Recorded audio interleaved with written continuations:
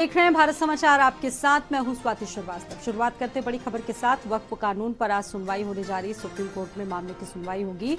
CJI BR Gavai की bench में सुनवाई होगी। वक्फ कानून के खिलाफ पहले एक याचिका दायर की गई थी जिसमें मुस्लिम संगठनों ने इसको वापस लेने का मांग किया था। वक्फ कानून को रद्द करने की मांग को लेकर जहां देश भर में प्रदर्शन हुए और आज सुप्रीम कोर्ट में इस मामले को सुना भी जाएगा। जस्टिस बीआर गवई की बेंच में सुनवाई होगी दोपहर 2 बजे के आसपास। जब सुनवाई होगी, वक्फ कानून के खिलाफ दायर की गई है याचिका और याचिका को आज जस्टिस बीआर गवई की बेंच में सुना जाएगा। मुस्लिम संगठन पहले इसको लेकर लामबंद है। लगातार पूरे देश भर में प्रदर्शन किए गए और आज वक्फ कानून पर सुनवाई सुप्रीम कोर्ट में चलेगी।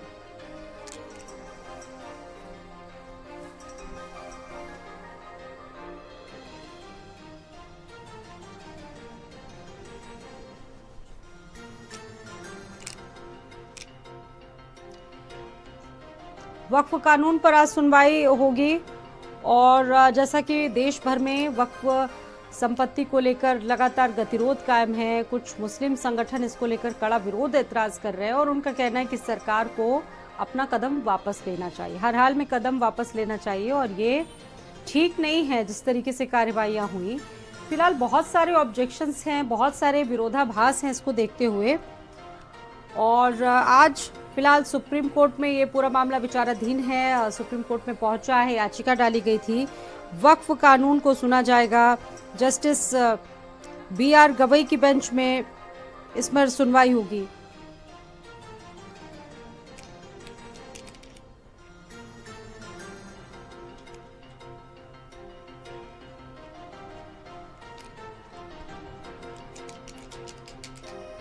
हाँ,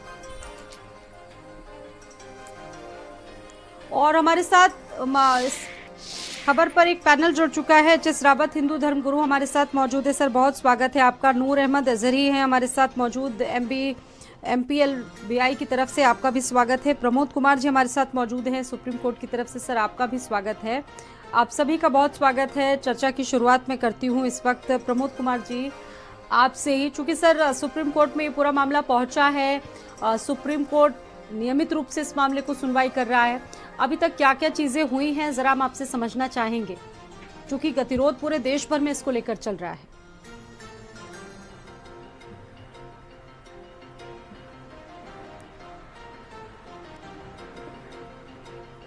प्रमोद जी, आपको मेरी आवाज आ रही है? एडवोकेट प्रमोद जी, आपको मेरी आवाज आ रही है?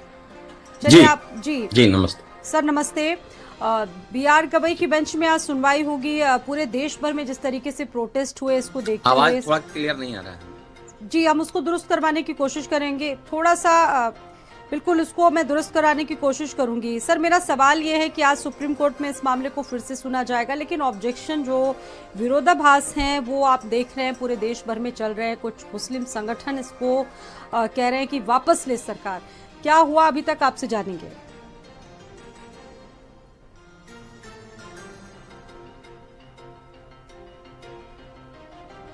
चलिए, मेरी आवाज उन तक नहीं पहुंच पा रही है। MPLBI की तरफ से नूर अहमद अजहरी जी हमारे साथ मौजूद है। नूर अहमद अजहरी जी, आप भी इसको लगातार देख रहे होंगे, गतिरोध तो कायम है और साथ ही साथ आप लोगों के ऑब्जेक्शंस भी हैं। आज इसको लेकर सुप्रीम कोर्ट में एक याचिका भी दी गई, सुनवाई होगी। क्या लगता है? देखिए, देश की सर्वोच्च अदालत है, देश का आखिरी इंसाफ की अदालत है, इंसाफ का दफ्तर है। तो हम लोग गए हैं वहाँ और हमें यकीन है हमें वहाँ इंसाफ मिलेगा। तो जिस तरह से भारतीय जनता पार्टी की केंद्र की सरकार, मरकजी सरकार, मरकजी हुकूमत नाइंसाफी कर रही है, जिस तरह से वो बल और बहुबल के साथ में जिस तरह से कानून लेकर के आई है, जिसने बहुसंख्यक होने का उसका दुरुपयोग किया है, जिसने सत्ता का दुरुपयोग किया है, ताकत का दुरुपयोग किया है, पावर का दुरुपयोग किया है और वो ये बिल लेकर के आए हैं। तो जाहिर है कि अब हमारे पास कोई और रास्ता तो है नहीं। हमारे पास रास्ता माननीय सुप्रीम कोर्ट का था, तो सुप्रीम कोर्ट हम लोग गए हैं और हमें यकीन है कि वहाँ इंसाफ मिलेगा। आज आगे का रास्ता तय होगा। इससे पहले जब संजीव खन्ना ने इस मामले में सुनवाई की और कहा कि हम आमतौर पर चुनौती के इस चरण में किसी कानून पर रोक नहीं लगाते, बड़े मायने थे इस पूरे वाक्य के, और जब तक कोई ऐसी असाधारण परिस्थितियां ना हो या एक अपवाद नजर आता, उन्होंने ये कहा। इस टिप्पणी पर आप कुछ नोटिफाई करना चाहेंगे क्या? देखिए, पिछले जो सीजीआई थे, उन्होंने जो जिस तरह से सरकार को घेरा था, उससे सरकार के बहुत सारे लोग उन पर ही तीखी टिप्पणियां करने लगे थे। ये बात किसी से छिपी हुई नहीं है। उन्हें भी डराने की कोशिश करते रहे। देश की न्यायपालिका है, उसको भी भारतीय जनता पार्टी चाहती है कि हमारे कब्जे में रहे, हमारे तरीके से चले। तो उन्होंने ये कोशिश की थी, और उन्होंने जब माननीय खन्ना जी ने ये स्पष्ट किया, पार्टी की सरकार जो है वो न्यायपालिका को भी अपने तरीके से चलाना चाहती है, और फिर भी इसके बावजूद भी हमें यकीन है कि हमें इंसाफ मिलेगा। जी, चलिए, अब सुप्रीम कोर्ट तक बात पहुंची है, वहां से कुछ होगा जरूर और सभी के हक में होगा, ये हमारी उम्मीद भी है और भरोसा भी है सुप्रीम कोर्ट पर। एच.एस. रावत हमारे साथ मौजूद है। सर, आपका भी बहुत स्वागत है। आपने भी इस मामले को देखा, बड़ी गंभीरता से देखा। पिछली बार भी जब डिबेट हुई तो आप इसमें शामिल रहे और अपनी कई बातें कही, लेकिन आज जब सुनवाई होगी, आज का दिन बड़ा महत्वपूर्ण इसलिए भी है क्योंकि आज से आगे का रास्ता तय होगा। नूर अहमद अजहरी भी कह रहे हैं कि उनको विश्वास है देश की न्यायपालिका पर कि हमारे साथ कुछ अहित नहीं होगा, बुरा नहीं होगा। जी, लेकिन अब सवाल वही है कि वापस होगा कानून? एच.एस. रावत जी,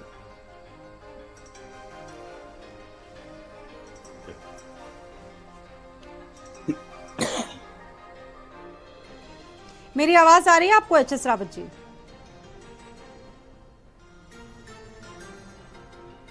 चलिए, उन तक भी मेरी आवाज पहुंच नहीं पा रही है। प्रमोद जी हमारे साथ मौजूद है, एडवोकेट प्रमोद कुमार जी। सर, अगर मेरी आवाज आप तक पहुंच रही हो तो मेरा सवाल फिर से वही है कि ये जो पूरा मामला है सुप्रीम कोर्ट में पहुंचा है और सुप्रीम कोर्ट इसको लगातार देख रही है, बहुत सारी टिप्पणियां सामने आई हैं और अब सभी दलों को ये विश्वास है, सरकार को भी सुप्रीम कोर्ट पर विश्वास है कि इसमें वो कुछ बदलाव नहीं करेगी। लेकिन मुस्लिम संगठन जो लगातार विरोध कर रहे हैं इसको लेकर, वो कह रहे हैं कि सरकार को अपना स्टैंड बैक करना चाहिए, पीछे लेना चाहिए। आज का दिन रास्ता तय करने वाला है, इसको कैसे देखेंगे?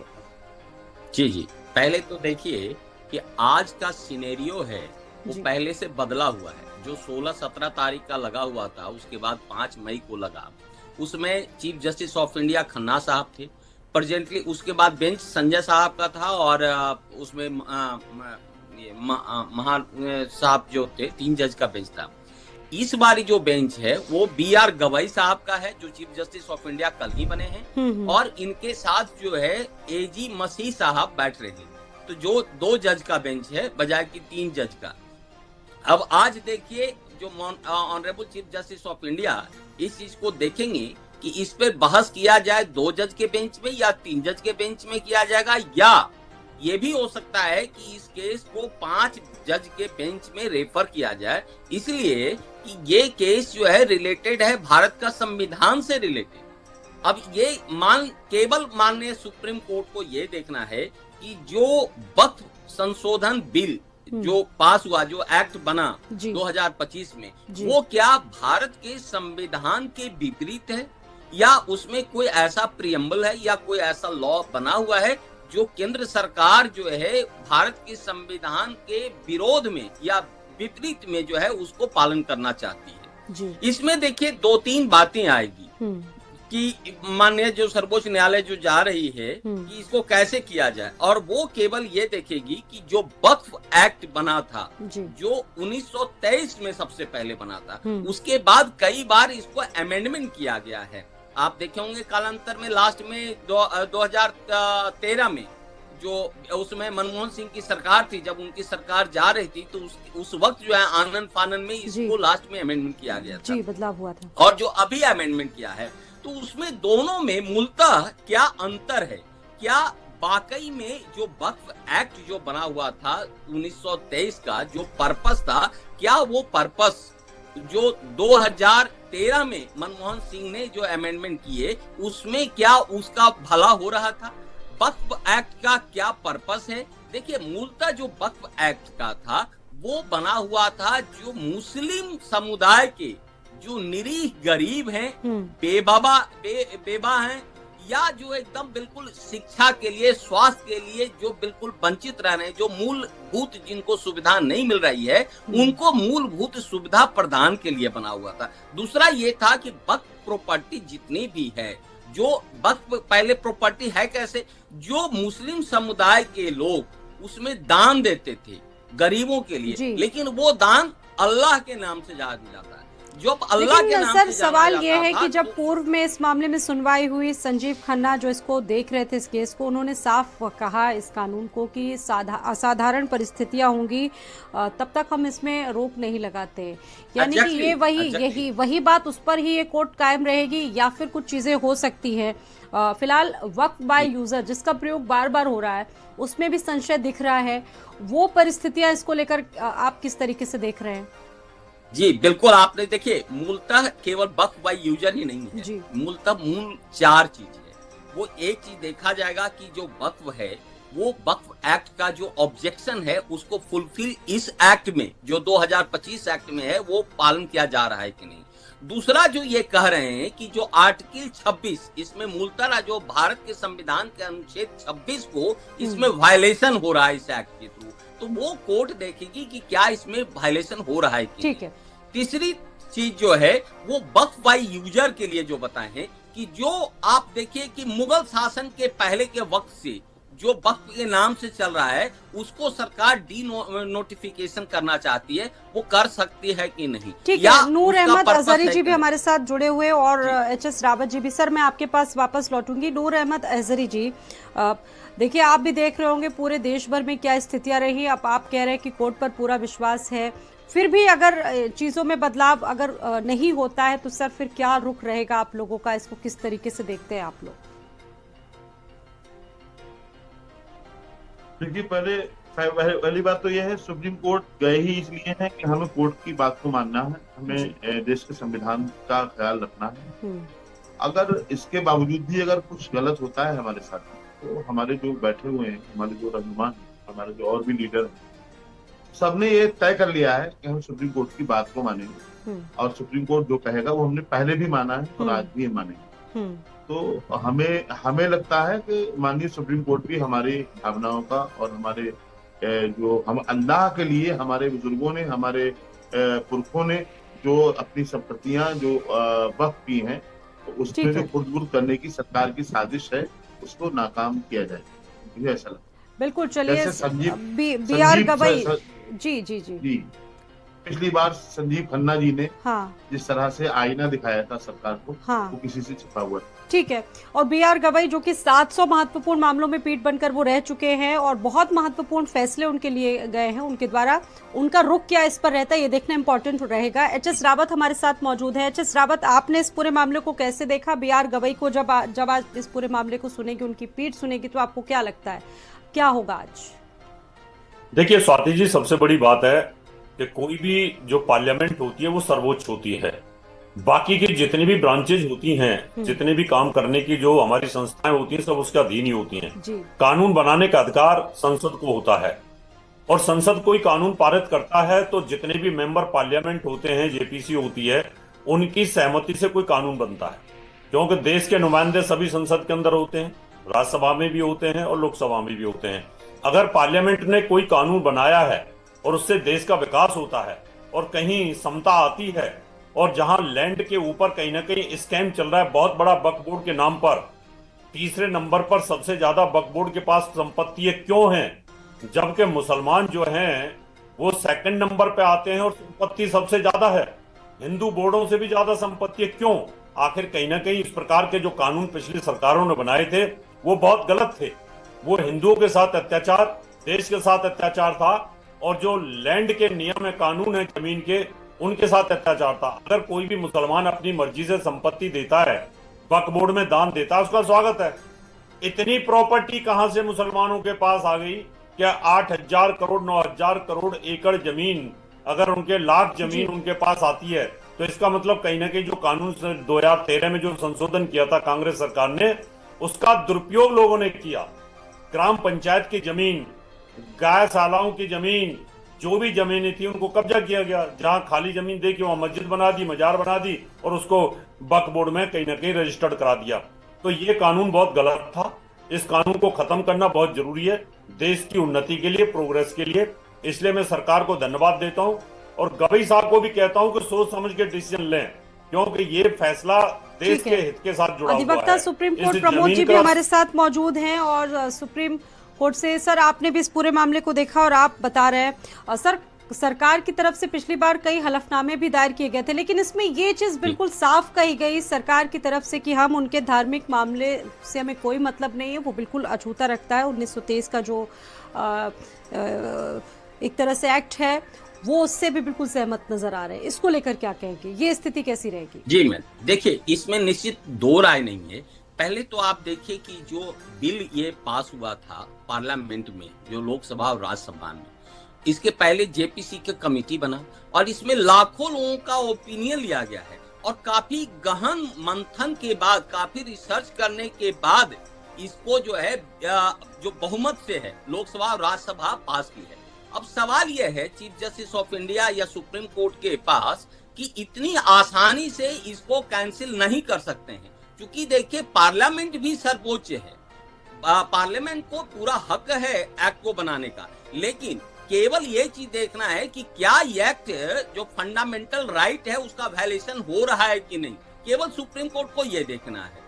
अब यदि कोई वायलेशन हो रहा है तब तो उसमें सुप्रीम कोर्ट ऐड और सब्सट्रैक्ट कर सकती है, लेकिन यदि नहीं हो रहा है तो सुप्रीम कोर्ट भी बहुत सोच समझ करके इस पे कोई ऑर्डर देगी। अब रह गई बात जो उन्होंने मेन चैलेंज कर रहे हैं कि आर्टिकल 26B का वायलेशन हो रहा है, कि जिसमें ये बताता है भारत का संविधान कि यहाँ पे जो अल्पसंख्यक वर्ग हैं उनको धार्मिक स्वतंत्रता का अधिकार है, उनको मैनेजमेंट का अधिकार है। सवाल उठता है क्या ये मैनेजमेंट में कहीं बाधा है? सर अब देखिए हमारे पास वक्त नहीं है इस डिबेट को हम आगे बढ़ा पाए, आगे भी चर्चा होगी उम्मीद है। फिलहाल आप सभी का बहुत बहुत धन्यवाद जुड़ने के लिए हमारे साथ इस चर्चा में। सुप्रीम कोर्ट में जब ये सुनवाई होगी बहुत सारी चीजें हैं, एक तरफ देश भर में प्रदर्शन हुए, इससे पहले भी 17 अप्रैल को इस मामले में एक सुनवाई हुई और आज फिर सुप्रीम कोर्ट में सुनवाई का दिन है और सभी पक्षों को ये लगता है कि सुप्रीम कोर्ट उनकी बात जरूर सुनेगा।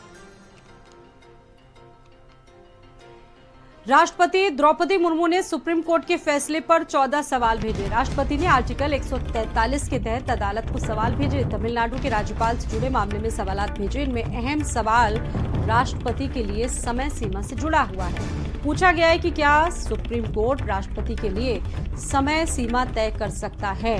ये मामला संविधान की व्याख्या से जुड़ा अहम संवैधानिक मुद्दा है। कार्यपालिका न्यायपालिका के अधिकार क्षेत्र से भी जुड़ा एक बड़ा मुद्दा है। सुप्रीम कोर्ट अब सवालों पर विचार करेगा और अपनी राय देगा इसमें। राष्ट्रपति द्रौपदी मुर्मू की तरफ से कुछ सवाल पूछे गए हैं अपने अधिकार और कार्य क्षेत्रों से जुड़े हुए, न्यायपालिका के अधिकार और कार्य क्षेत्रों से जुड़े हुए, और अब सुप्रीम कोर्ट इन सवालों पर विचार करेगा, अपनी राय रखेगा। राष्ट्रपति द्रौपदी मुर्मू ने सुप्रीम कोर्ट से कुछ सवाल किए हैं जिनके जवाब अब देने। राष्ट्रपति ने आर्टिकल 143 के तहत अदालत को ये सवाल अपने भेजे हैं, जिसमें तमिलनाडु के राज्यपाल से जुड़े मामले में उनके कई सवाल हैं। इनमें एक बड़ा सवाल यह है कि राष्ट्रपति के लिए क्या समय सीमा जरूरी है, क्या सुप्रीम कोर्ट राष्ट्रपति के लिए समय सीमा तय कर सकता है। और बताया गया है कि यह मामला जो है संविधान की व्याख्या से जुड़ा हुआ है। तो कुल 14 सवाल हैं जिनके जवाब अब सुप्रीम कोर्ट को देने होंगे।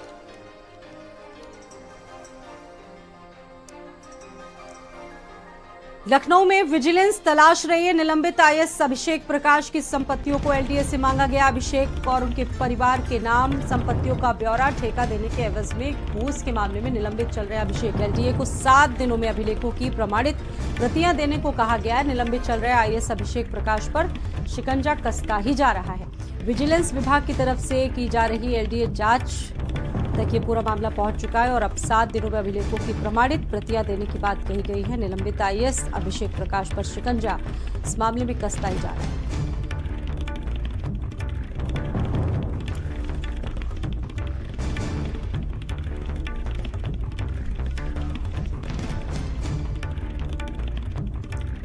लखनऊ में यातायात निदेशालय की सिफारिश पर लोक निर्माण विभाग का प्लान राजमार्गों पर खड़े वाहन हादसों की बड़ी वजह बनी रहा है। ट्रक ले बाई कार निर्माण करने का आदेश दिया गया है। 100 किलोमीटर से ज्यादा लंबे राजमार्गों पर निर्माण किया जा सकता है।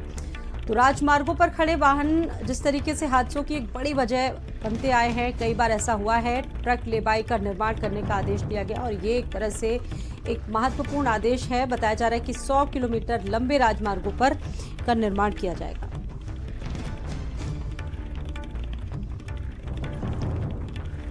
बरेली में ऋषिकेश की नाबालिग छात्रा को बंधक बनाकर रेप का मामला। छात्रा की तहरीर पर एसएसपी ने दर्ज करवाई एफआईआर। 4 साल पहले इंस्टाग्राम पर आरोपी से जान पहचान हुई। शादी का झांसा देकर रामकिशोर ने छात्रा को बुलाया था।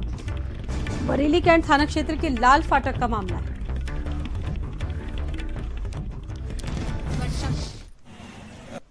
उत्तराखंड ऋषिकेश में रहता था। उसी समय आरोपी युवक भी ऋषिकेश रहकर पढ़ाई लिखाई करता था, जहां से इन दोनों का संपर्क हुआ। उसके बाद इन दोनों के मध्य फोन से भी वार्ता होती रही। उसी क्रम में की पुत्री अपनी नातिन के साथ उत्तराखंड से थाना कैंट आई थी और यहां से की नातिन गायब हो गई थी। इस संबंध में के सगे दामाद ने पुत्री के विरुद्ध ऋषिकेश में मुकदमा पंजीकृत कराया था। इस संबंध में जब ऋषिकेश थाना से संपर्क किया गया तो वहां से हमें यह ज्ञात हुआ कि नातिन को ऋषिकेश पुलिस ने बरामद कर लिया गया है तथा अन्य आवश्यक वैधानिक कार्रवाई संबंधित थाने से प्रचलित है। बरेली से आपको एक खबर बता रहे हैं। मौत के बाद पोस्टमार्टम के लिए दौड़ते रहे परिजन। 3 थानों की पुलिस ने परिजनों की फरियाद तक नहीं सुनी। मृतक व्यक्ति शादी में शामिल होने गया था। फतेहगंज पूर्वी पैसे को लेकर कैंट थाने के गाड़ी मालिक से विवाद हुआ था। मृतक सुभाष नगर थाने के इटौवा का निवासी बताया जा रहा है। घायल थान सिंह की जिला अस्पताल में मौत हुई। वहीं प्रदर्शन की धमकी के बाद कैंट पुलिस ने पोस्टमार्टम करवाया। सुभाष नगर थाना क्षेत्र के इटौवा गांव का निवासी था मृतक।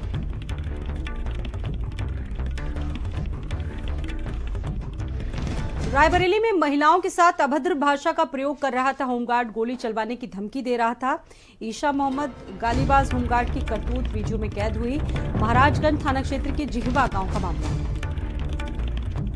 महिलाओं के साथ इसने जमकर बदसलूकी की, अभद्रता की, गोली चलवाने की धमकी तक दी होमगार्ड ईशा मोहम्मद ने। गालीबाज होमगार्ड ईशा मोहम्मद की करतूत वीडियो कैमरे में कैद हुई है। महाराजगंज थाना क्षेत्र के जिहवा गांव का मामला बताया जा रहा है। घटना का वीडियो भी सामने आ चुका है।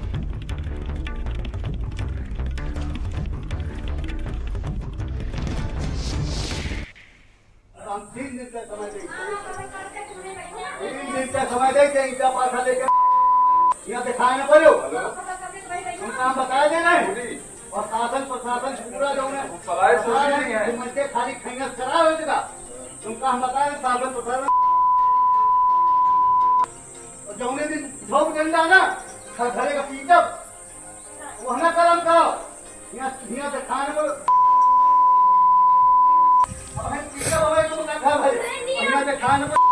और अगली खबर आपको प्रयागराज से बता रहे हैं। एयरफोर्स कर्मी से साइबर ठगों ने 65,000 रुपए ठग लिए। पीड़ित बमरौली निवासी श्याम किशोर द्विवेदी ने एफआईआर दर्ज करवाई है। धूमनगंज थाने में पीड़ित ने एफआईआर लिखवाई है। पीड़ित ने एलआईसी किस्त के ऑनलाइन रुपए भुगतान किए थे। साइबर छात्रों ने रुपए अपने अकाउंट में ट्रांसफर करवा लिए। पुलिस की तहरीर पर मामले की जाँच पड़ताल शुरू हो चुकी है। पीड़ित बमरौली निवासी ने एफआईआर लिखवाई है। धूमनगंज थाने में पीड़ित ने जाकर एफआईआर दर्ज करवाई है आरोपियों के खिलाफ। बताया जा रहा है पीड़ित ने एलआईसी किस्त के ऑनलाइन रुपए भी भुगतान किए थे। साइबर छात्रों ने रुपए अपने अकाउंट में ट्रांसफर करवा दिए।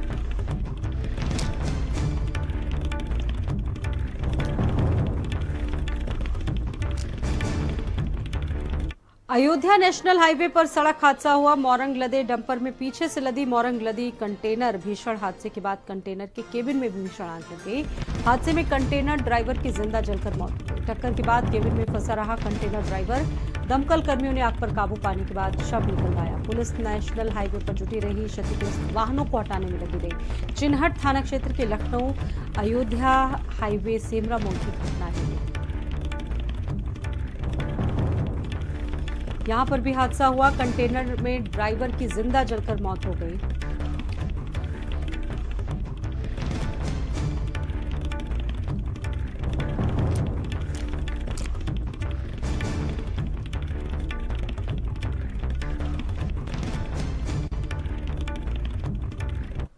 इस बुलेटिन में इतना ही। बने रहिए भारत समाचार के साथ।